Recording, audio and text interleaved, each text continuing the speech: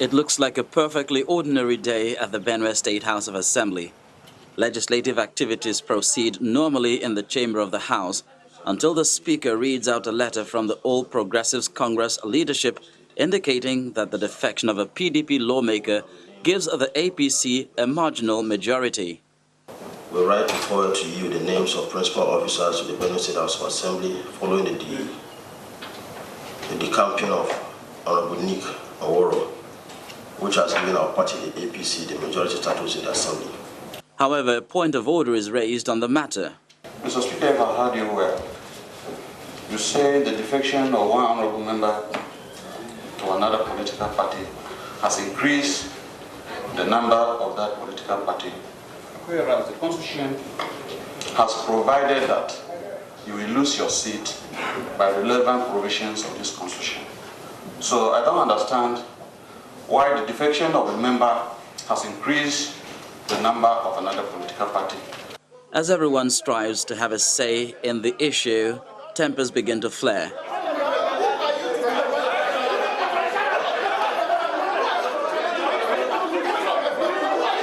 Then pandemonium erupts.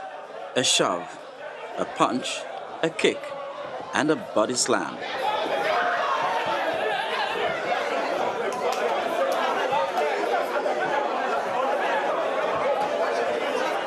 In the ensuing chaos, the sergeant-at-arms spirits the mace away to safety.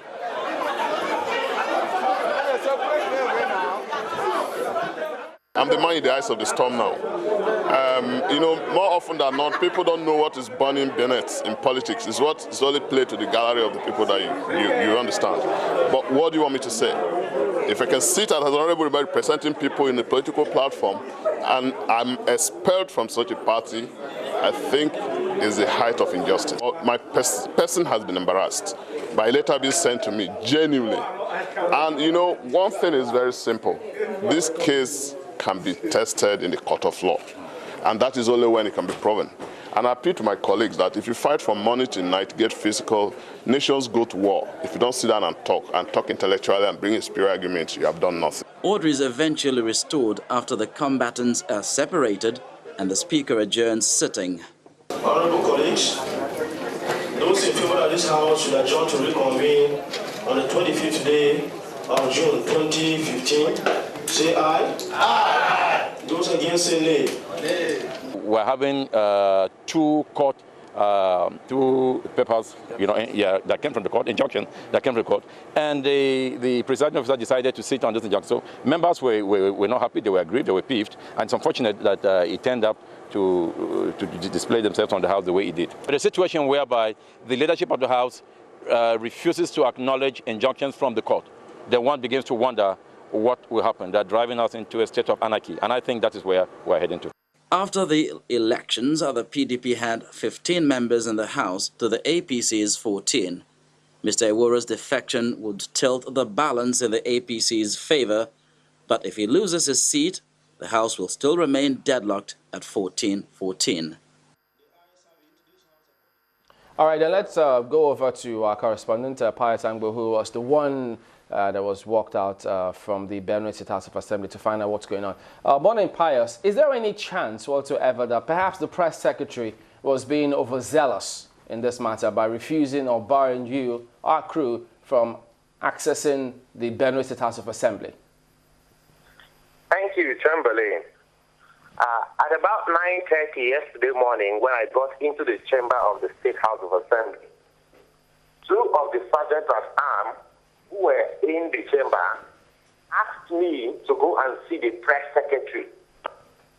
So I went to the press secretary's office, and I was told by him that the speaker had asked him to accredit all journalists covering the assembly because they need to set the agenda for media coverage for the assembly during his tenure as speaker.